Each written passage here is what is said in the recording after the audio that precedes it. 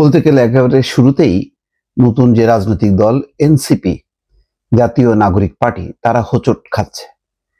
কোনো দাবিতেই তারা অটল থাকতে পারছে না, অথবা কোনো দাবির পক্ষে রাজনৈতিক দলগুলোর সমর্থন পাচ্ছে না।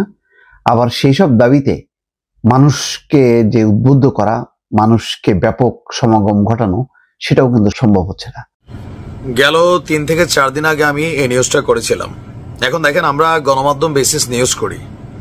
প্রত্যেকটা গণমাধ্যমে যখন একটা নিউজ একই ধারায় আসে, তেন আমাদেরকে বিশ্বাস করতে হয় যে ঘটনাটা অবশ্যই সত্য, কারণ এটা জাতীয় দৈনিকে আসছে।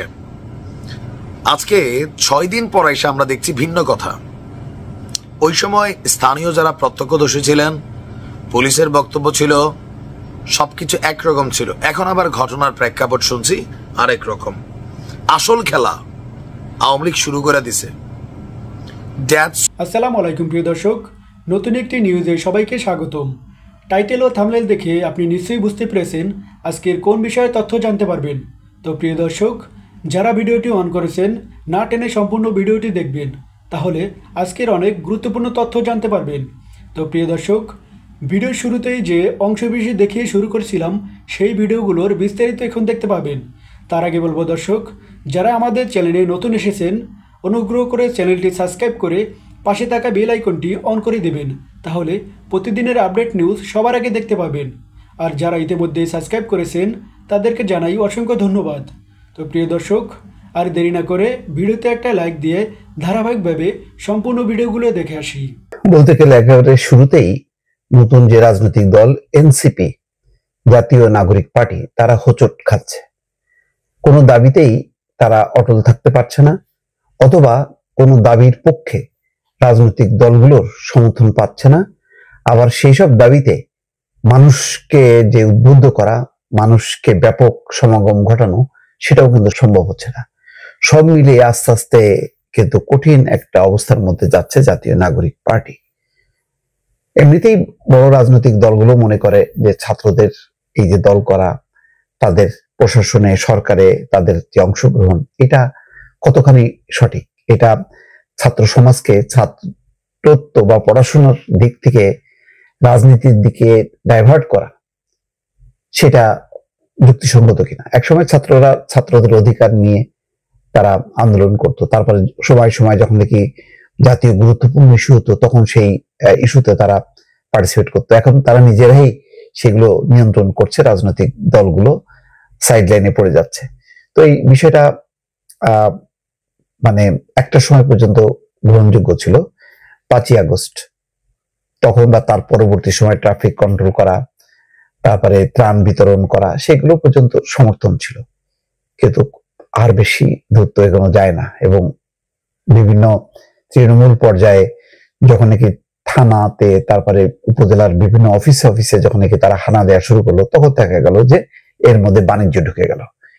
এখন কিন্তু নেগেটিভ একটা অবস্থা তৈরি হয়েছে, এবং এই অবস্থার মধ্যে আবার তারা দল গঠন করেছে জাতীয় নাগরিক পার্টি। ছাত্র যারা প্রতিনিধি ছিল, যেমন নাহিদ ইসলাম সরকারের মন্ত্রী ছিল,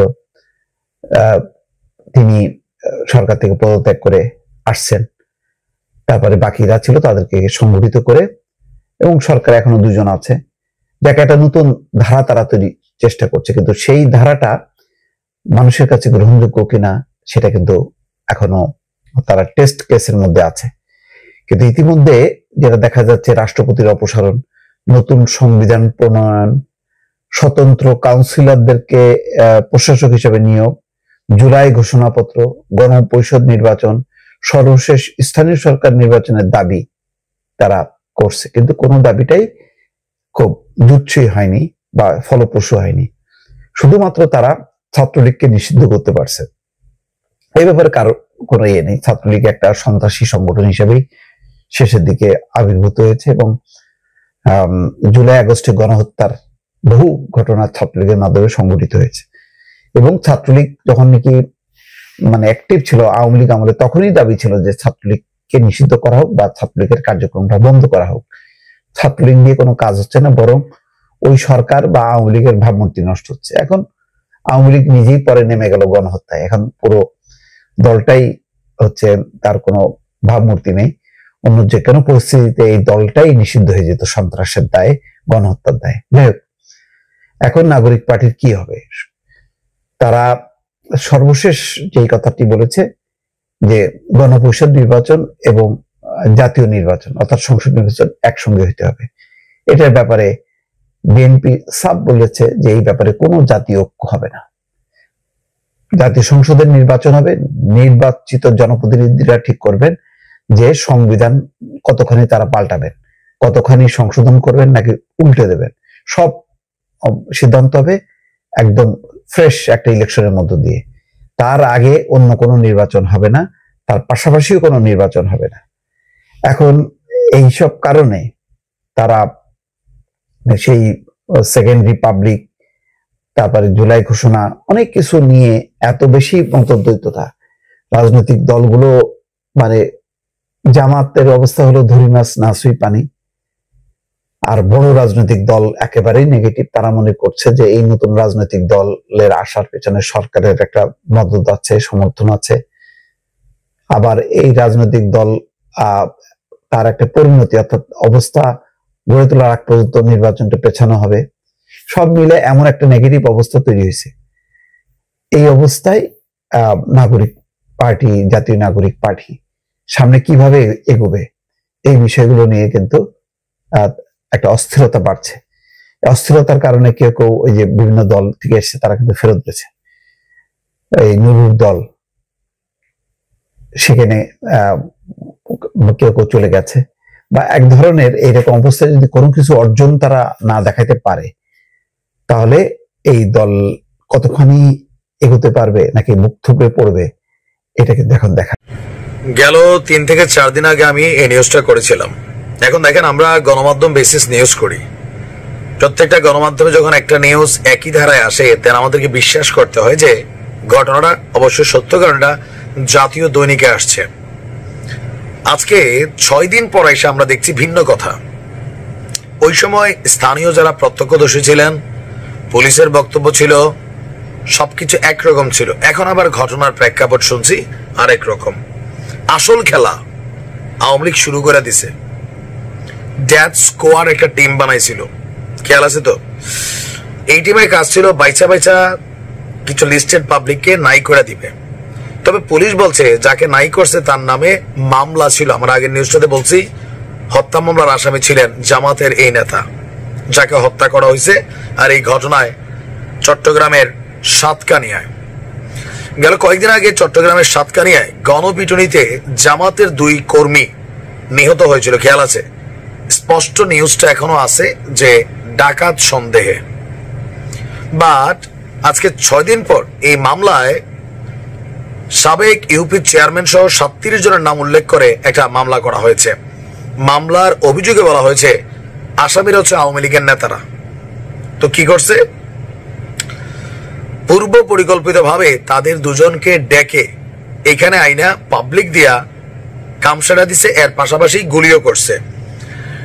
নিহত একজনের পাশে পুলিশের অস্ত্র নাকি আসামিরা ফেলে গেছে, এটা বাদীর বক্তব্য, যাই মামলা করছেন। আর এই ব্যাপারে মোহাম্মদ ওসি যিনি আছেন জাহিদ ভাই, তিনি বলছেন যে আবু সালেক জামাতের একজন সক্রিয় কর্মী এবং জুলাইয়ে বৈষম্য বিরোধী আন্দোলনে সম্মুখ সারির যোদ্ধা ছিলেন। বিগত সরকারের আমলে মামলা হামলার শিকার হয়ে দীর্ঘদিন এলাকা ছেড়ে আত্মগোপনে ছিলেন। মামলার বিবাদীরা আওয়ামী লীগের রাজনীতির সঙ্গে সক্রিয়ভাবে জড়িত। বাদীর দাবি আসামিরা গুজব ছড়িয়ে আবু সালেক এবং নেজামুদ্দিনকে পিটিয়ে শেষ করে দেয় এবং কি গুলি করে।